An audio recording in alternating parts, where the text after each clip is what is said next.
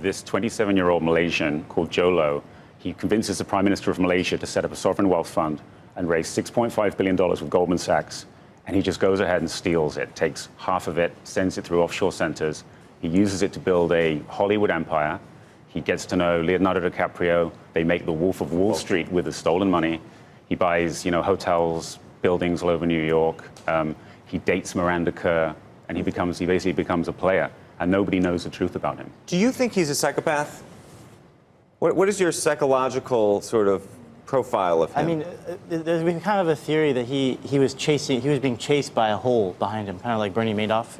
Right. From the earliest days, he was getting overextended, and that's why you saw that the size of the thefts got bigger and bigger. But do you think he was a believer, meaning that he believed that somehow he was going to make it to the promised land on the other side somehow, and that he was going to make the money back and it wouldn't be stolen, or that he knew all along exactly what he was doing? The amazing thing about Jho Low is he doesn't seem to ever have an end game. He just keeps on stealing and stealing and stealing. At one point, people are asking for the money back in Malaysia, where he's from. They've worked out that there's a fraud, and he gets a big loan from Deutsche Bank.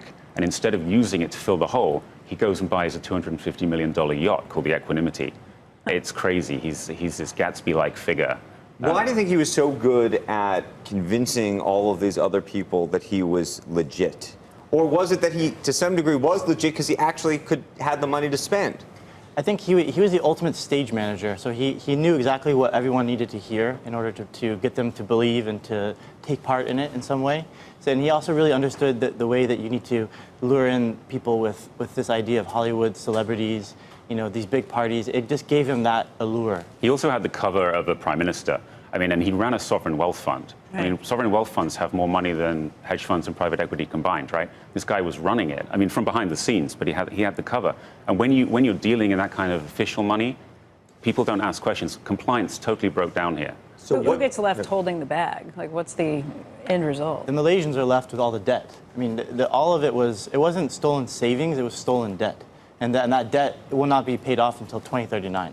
What's your relationship been like with Jho Low over the years? I would guess I would say it's somewhat antagonistic.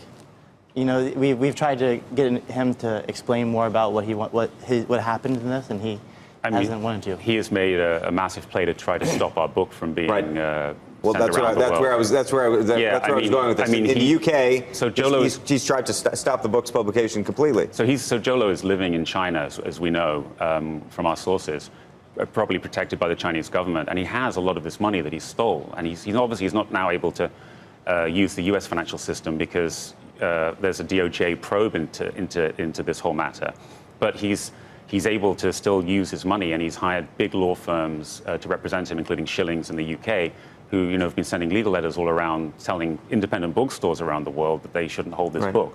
What does Martin Scorsese and people like Leonardo DiCaprio think now? You think? I think they probably felt like they were a bit conned, to be honest. They saw this guy come in with huge amounts of money, willing to fund these big films without a lot of questions asked. So that was very alluring for them. And now they're probably wishing that they had done some due diligence. We have a scene in the book where Leonardo DiCaprio and 22 playmates hang out with Jho Low in the Palazzo Hotel in Vegas. And this was Jho Low's big play. He'd stolen the money. And he says, look, I've got $400 million and I'm going to help you make movies. And at that time, DiCaprio was facing problems with Warner Brothers about making The Wolf of Wall Street, so he provided him the money. But it's blown up, really, for him. Is there a lesson in this, especially for all these big institutions that somehow were conned? Do you think there was a way to have known in advance? Well, all along there was red flags that people could have easily kept following. There was auditors that could have gone a little bit further and seen that there was a fiction that was covering up, some of this thefts. I think the big question here is about Goldman, right? Goldman is now the focus of a criminal probe by the Department of Justice. What did they know? What did a banker called Tim Leissner, who was a partner there, know? And what do you think he knew? Well, he's plea bargaining with the Department of Justice, which means he knew something, right? And he's talking to. So he's got billions left. He's got $1 billion. he's got a lot. That's for sure. We don't know exactly. Got the yacht still? No, the yacht was seized in Indonesia, and now Malaysia has it. And he can't be extradited?